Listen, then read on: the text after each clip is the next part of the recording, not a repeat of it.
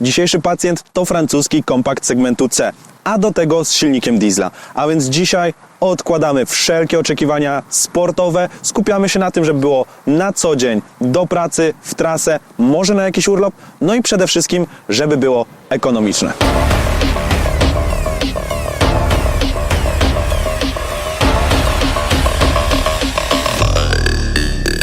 Let's play.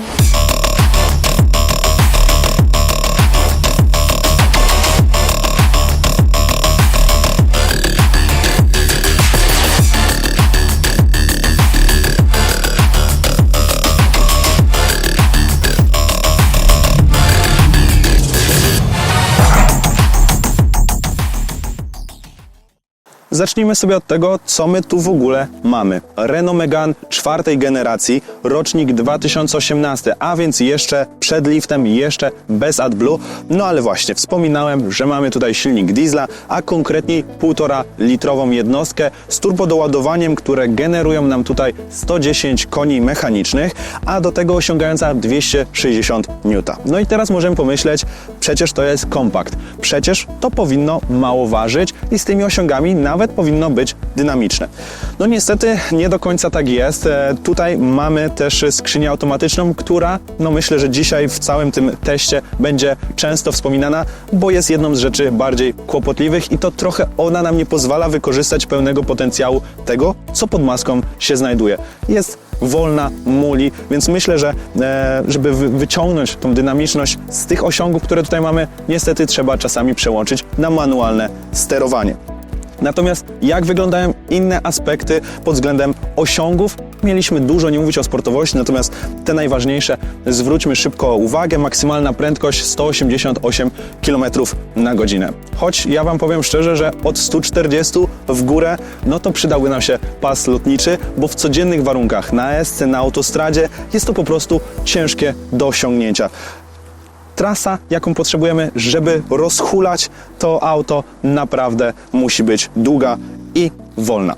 Jeżeli chodzi o przyspieszenie od 0 do setki, wśród konkurencji zazwyczaj przekraczają tą magiczną barierę 10 sekund. To ma być ten nasz kamień milowy, jeżeli chodzi o auta kompaktowe. No niestety tutaj również Renault nie daje sobie rady. Mamy 12,3 sekundy do setki.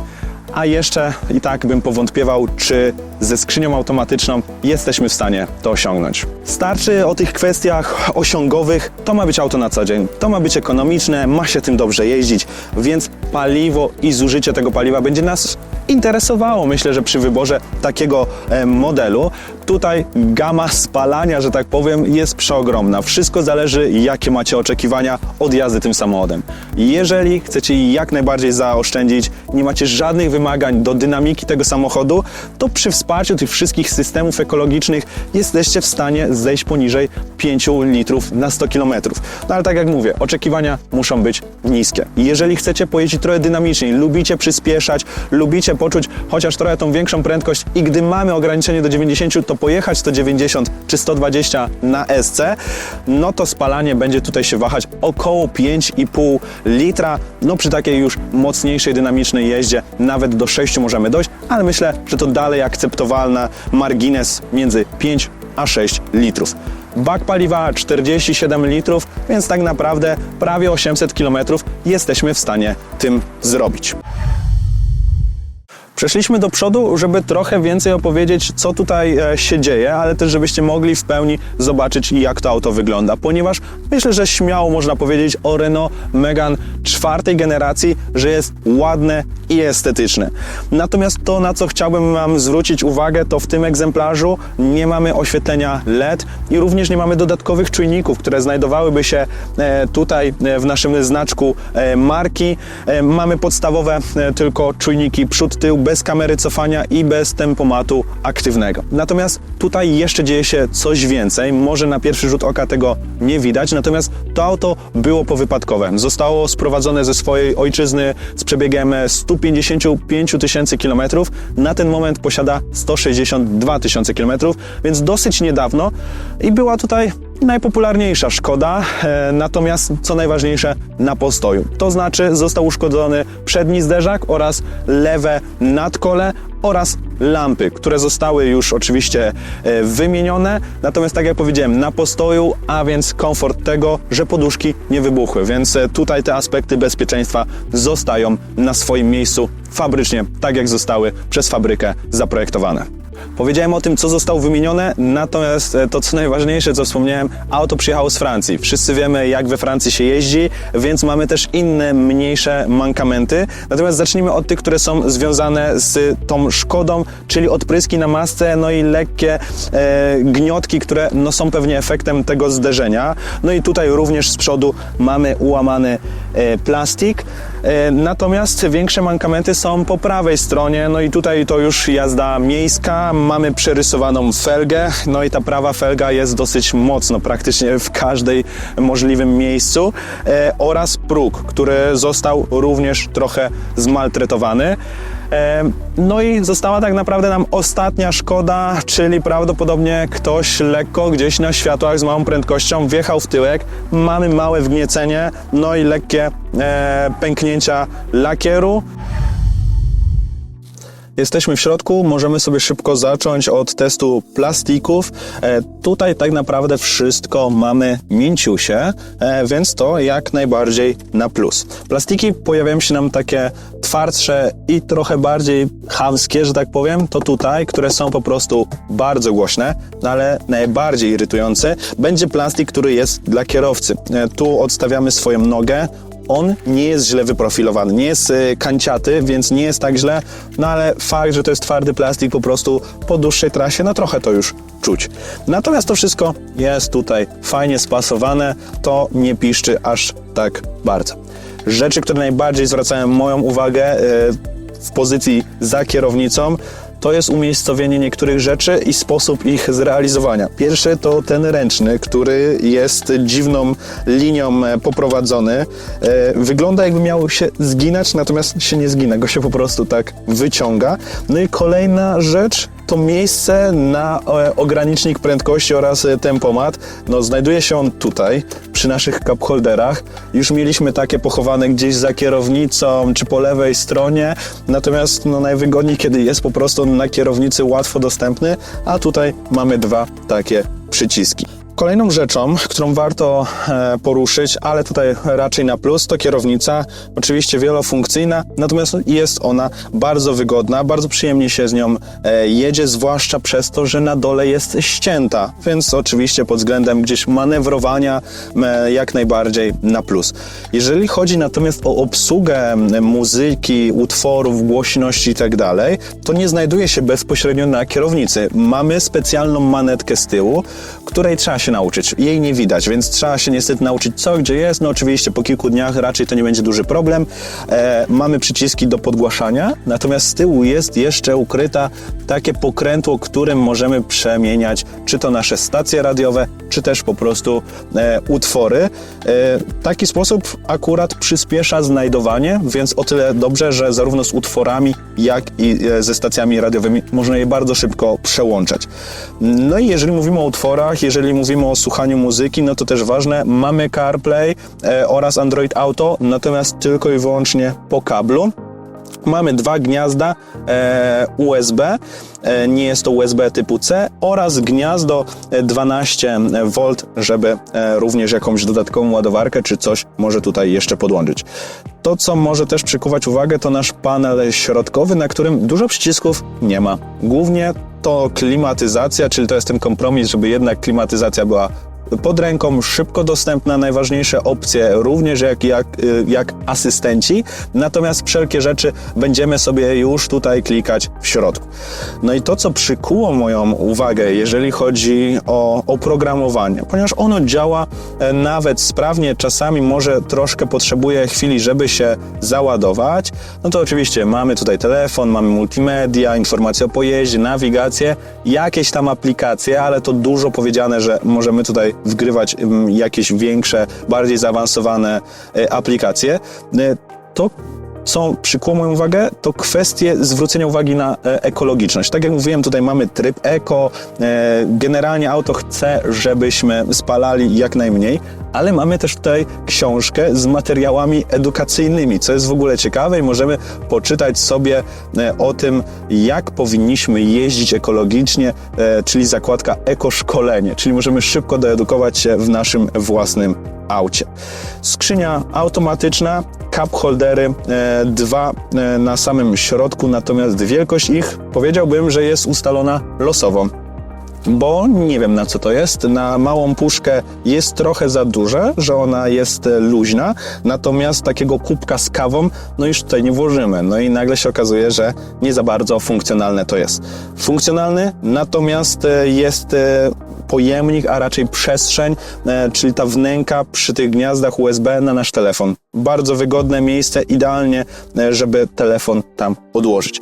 Mamy podłokietnik, który nie jest regulowany, można tylko przód, tył, natomiast chodzi mi, że nie jest regulowany wysokościowo, natomiast on akurat jak najbardziej na plus. Jest on głęboki i wykorzystuje przestrzeń tutaj pod tymi cup holderami, przez co jest on bardzo długi i głęboki. Można tam naprawdę najważniejsze rzeczy i nie tylko tak naprawdę, bo trochę tych rzeczy tam się zmieści, można tam włożyć. Oczywiście mamy tutaj nagłośnienie, działa ono dobrze, natomiast nie mówimy tutaj o jakichś specjalnych głośnikach wersji premium. Nie woła ono o pomstę do nieba, jest ono po prostu dobre. Myślę, że nie mamy co tutaj narzekać jakoś szczególnie, ale też nas jakoś szczególnie nie zaskoczy. O dziwo, z tyłu nawet jest trochę miejsca. Tak naprawdę nie czuję większego dyskomfortu z kolanami, które mam lekko wbite w przednie siedzenie, natomiast w końcu tu nie ma plastiku. I jeżeli tu nie ma plastiku, to nie jest aż takie męczące. No gdzieś tam to czuję, ale to nie sprawia żadnego dyskomfortu. Może przy dłuższym trasie pewnie gdzieś to bym poczuł, natomiast pod siedzeniem za to jest bardzo mało przestrzeni na nogi. I tak naprawdę czuję od góry, jak fotel mi ściska stopy. Tak samo z miejscem. Jeżeli chodzi o wysokość, no tutaj jestem dosłownie na styk. Może gdyby nie był pędzel na głowie, a krótsze włosy, to jeszcze bym nie szurał o ten sufit, ale i tak nie jest źle. I tak nie jest źle przy takim wzroście, że ja mogę siedzieć za kimś mojego wzrostu z przodu w aucie kompaktowym jak najbardziej na plus. Natomiast brakuje tu trochę jakichś dodatków z tyłu, bo jakby spojrzeć, mamy kieszenie, w które możemy włożyć coś podręcznego, książkę, coś, jedziemy w trasę z tyłu, możemy mieć to pod ręką. Natomiast kieszenie boczne są mikroskopijne. No naprawdę butelki to zapomnijcie w ogóle. No telefon mogę tam włożyć, to może co najwyżej. Tutaj mamy klimatyzację, najprostszą po prostu, bez jakiejś wielostrefowości. Mamy po prostu tylny nawiew, że tak powiem. Natomiast na dole jest dodatkowe gniazdo 12 V i to nas może ratować, możemy zawsze sobie coś podpiąć. Tu naturalnie byłby podłokietnik. Niestety go tutaj nie ma, więc nie ma gdzie tej ręki odłożyć, nie ma też cup holderów, czegokolwiek, gdzie moglibyśmy bezpiecznie coś do picia odstawić. No niestety musi to pozostać w naszych rękach, jeżeli nie chcemy niczego tutaj wylać.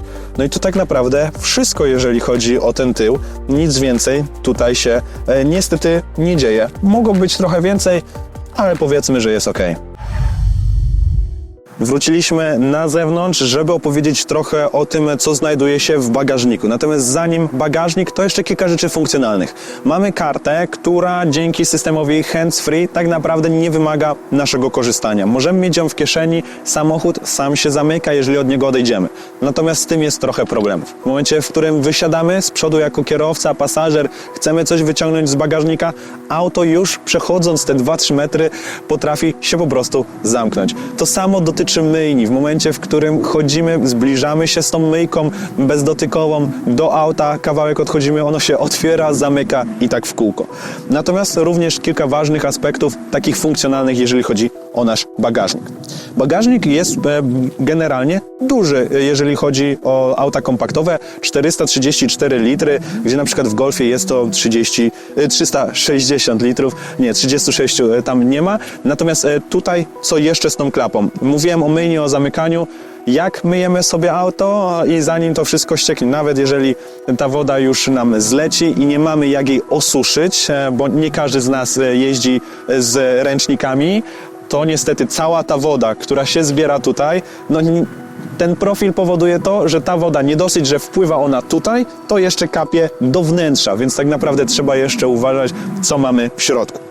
Ale dobra, co jest w tym bagażniku? Jest duży, jak na kompakt, natomiast jest całkowicie goły. Nie ma tutaj żadnych siatek, w żaden sposób zagospodarowanej przestrzeni. Mamy jeden wieszak z lewej, jeden wieszak z prawej i to wszystko, co otrzymujemy tak naprawdę od Renault. Nawet trójkąt i safety pack, który tutaj posiadamy, nie ma on swojego miejsca, gdzie moglibyśmy go schować, nie mówiąc już o apteczce i innych różnych ważnych rzeczach, które powinny być pod ręką, a jednak w bagażniku nie za bardzo mamy gdzie to schować. Jeżeli chodzi o to, co jeszcze tutaj się znajduje, pod podłogą bagażnika znajduje się jeszcze koło zapasowe. Rzadko spotykane, natomiast w tej wersji mamy doposażone.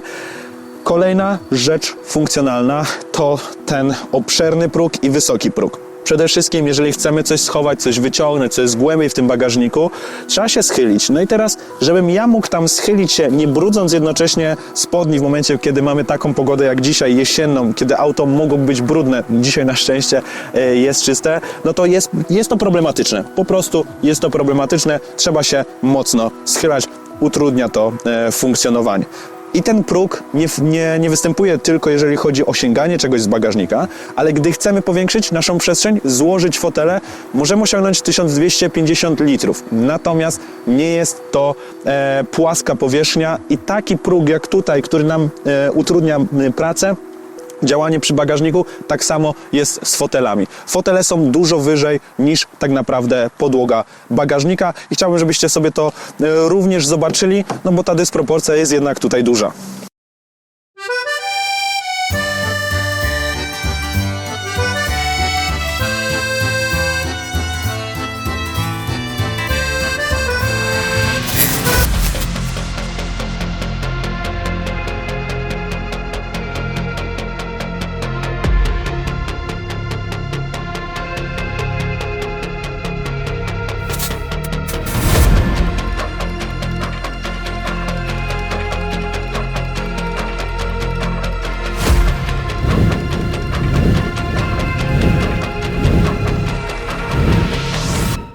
Jedziemy na jazdę próbną, kierujemy się na razie na S-kę, od niej sobie zaczniemy, natomiast po drodze mamy nasze ulubione wertepy.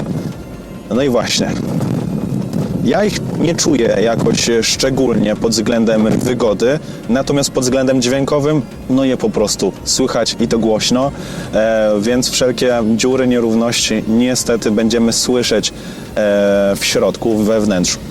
No dobra, zacznijmy sobie od tego, jak tym się przede wszystkim jeździ i myślę, że na początek trzeba powiedzieć sobie szczerze po prostu, że to ma po prostu jeździć. Nie będzie tu, myślę, jakichś większych odczuć, ja też już sobie trochę tym autem pojeździłem. Nie jest tu nic specjalnego, ale to też nie ma być nic specjalnego. To ma być na co dzień, to ma być wygodne i wielozadaniowe. Możecie zwrócić uwagę, że zamiast tradycyjnych zegarów mamy tutaj ekrany, wyświetlacze i na tym wyświetlaczu dzieje nam się nawet dosyć sporo, bym powiedział. Bo teraz tak, mamy te listki, które będą nam wskazywać o tym, jak ekologicznie jeździmy. Jeżeli będziemy jeździć coraz mniej ekologicznie, te listki będą nam spadać, jakby miały wzorować, że właśnie dokładamy swoją cegiełkę do tego, że niestety nasze środowisko cierpi. Dodatkowo mamy tutaj również informacje o znakach. Znaki nie są tutaj wspierane przez nawigację. Jest to tylko i wyłącznie kwestia sczytywania znaków. No i teraz mamy pewien problem, bo nawet on dosyć sobie dobrze z tym radzi, ale znaków takich jak teren zabudowany czy koniec terenu zabudowanego już nie szczytuje. I tak na przykład dzisiaj jadąc na miejsce naszych nagrywek z 90 był teren zabudowany, nie sczytało nam 50 i cały czas pokazywało. No i zwróćcie uwagę, teraz też wjechałem na S-kę. No dobra, zaciągnęło nam to 120 z dosyć dużym opóźnieniem, ale jest. Narzekałem trochę na aspekt dynamiki tego samochodu, no i przetestujmy sobie. Co prawda nie mamy przed sobą tira, no ale jedźmy te 90 na godzinę i teraz chcemy go nagle wyprzedzić, no bo już trochę zanim się zmęczyliśmy tą jazdą. No i tutaj mamy pewien problem, bo teraz ja wciskam gaz do dechy, on zaczyna buczeć, wrzucać duże obroty, ale czy my jakoś przyspieszamy? No ten proces naprawdę długo trwa do tych 120 na godzinę, więc tutaj przy wyprzedzaniu na pewno trzeba dobrze obliczyć, czy na pewno zdążymy, czy komuś po prostu niebezpiecznie nie wyjedziemy, no bo trochę ten proces trwa. No i tutaj się pokrywa ten aspekt, że po tych 140 to już w ogóle naprawdę długo trwa rozpędzanie, rozhulanie tego auta. Z takich rzeczy, no w sumie, które już pewnie też słyszycie w nagraniu, no to przede wszystkim hałas. Hałas nie tylko tego wiatru, który szumi, no niestety, ale go słychać, no ale tego, co się dzieje przy silniku, no po prostu ten diesel słychać i te większe obroty, które on sobie tutaj osiąga, że tak powiem, no naprawdę huczą, buczą, więc no to będzie jakiś tam mankament, jeżeli chodzi o dłuższe trasy. Powoli zjeżdżamy sobie z Eski, natomiast to, co ważne, a nie wspomniałem jeszcze, mamy również asystenta pasa ruchu, którego też widzimy tutaj na wyświetlaczu. 2 zielone pasy podświetlone, czyli znaczy, że auto je widzi i będzie nas trzymać w nich i gdy się zbliżymy, to zacznie buczeć. No ja włączyłem teraz kierunkowskaz, ponieważ zjeżdżamy, natomiast jest to takie buczenie, bym powiedział, że jak trochę głośniej włączymy muzykę, nie zawsze go słychać, więc z jednej strony nie jest bardzo upierdliwe, wręcz wspierające, tak? Czyli żeby nas poinformowało, ale też żeby nie było dekoncentrujące, natomiast no, z drugiej strony czasami możemy tego nie usłyszeć, więc no, myślę, że to nie jest ten kompromis, którego byśmy chcieli. Jest mu blisko, ale troszkę brakuje. Zjechaliśmy sobie z Eski. Zaraz również będę chciał Wam pokazać, jak zmienia się dynamika samochodu, kiedy przełączymy na manualną zmianę biegów. Natomiast jeszcze kilka rzeczy dotyczących komfortu jazdy.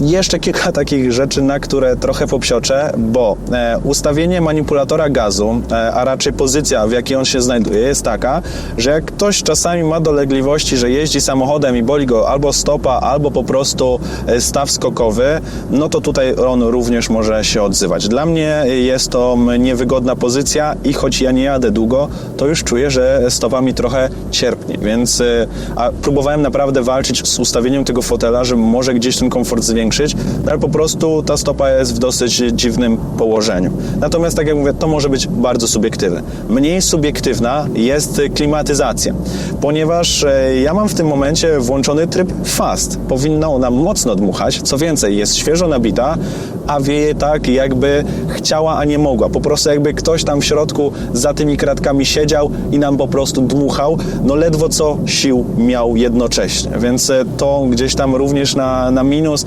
pewnie przy wyższych temperaturach bardziej byśmy jeszcze to odczuli na minus. Natomiast jeżeli chodzi o ogólny komfort jazdy, to on jest dosyć wysoki, no bardzo przyjemnie się tym jeździ. Fotele są z takim, powiedziałbym, lekkim, kubełkowym charakterem, no wiadomo, kubełkowe fotele to nie są, ale wygodnie się w nich siedzi, one trzymają. Jednak jest pewien problem przy mocniejszych zakrętach, przy szybkich łukach, wtedy trochę nas wywala z tego fotela, nie jest on aż tak mocno, nie trzyma nas aż tak kurczowo. Natomiast reszta pod względem tego dostępności tak naprawdę najważniejszych rzeczy czy ułożenia, tutaj nie ma na co narzekać. Podłokietnik jest w bardzo fajnym miejscu, na odpowiedniej też przynajmniej dla mnie wysokości, łatwy dostęp do wszystkiego, co najważniejsze w formie przycisków, a tak naprawdę nic tutaj klikać nie muszę w tym tablecie, więc to jest przynajmniej plus, że auto ode mnie tego nie wymaga, żebym ja coś, na przykład klimatyzację musiał klikać tam jedynie mogę włączyć sobie Google Maps czy muzykę, którą chcę wybrać i więcej tego nie ruszać. I tak naprawdę wsiadamy i jedziemy, no bo tym się po prostu jedzie. Tak jak mówiłem, wrzucimy sobie na tryb manualny, trochę zmniejszymy bieg, no i tutaj tak naprawdę to przyspieszenie zaczynamy dopiero osiągać. Wiadomo, ja teraz trochę dłużej przetrzymuję te biegi.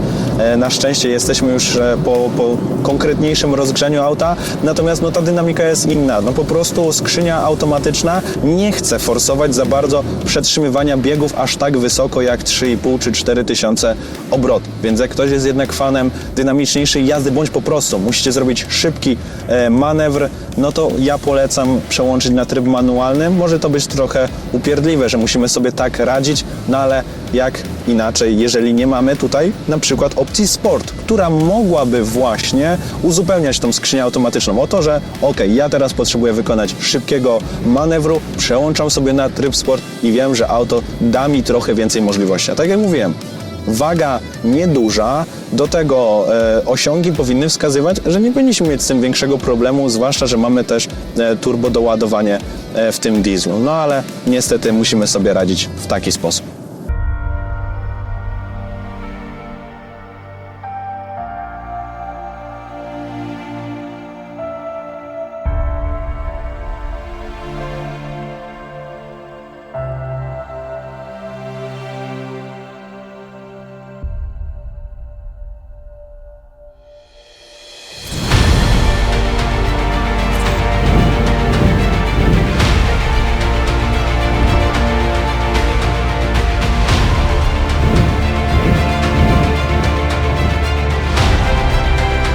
Czas podsumować sobie test dzisiejszego pacjenta. Przede wszystkim miał być na co dzień i ekonomiczne. Myślę, że te kryteria śmiało spełnia, a do tego jest estetyczne. Pojedziemy zarówno do pracy, w trasę, czy nawet na urlop, bo mamy duży bagażnik względem konkurencji. Natomiast ma swoje mankamenty, które no niestety nie przeskoczymy. Tak jak wspominałem dosłownie przed chwilą, klimatyzacja czy ta nieszczęsna skrzynia biegów. Tutaj bym się zastanawiał, czy może inna wersja z inną skrzynią, może manualną, a może po prostu mocniejsza wersja silnikowa, aby dać nam trochę więcej tej dynamiki. Natomiast pod względem ceny, ekonomiczności i wielofunkcyjności to jest po prostu dobry kompakt. Jeżeli spodobał Wam się ten materiał, dajcie lajka, dajcie subskrypcję i napiszcie w komentarzu, jeśli mielibyście wybrać auto kompaktowe, na jakie Wy zdecydowalibyście się, aby stanęło w Waszym garażu.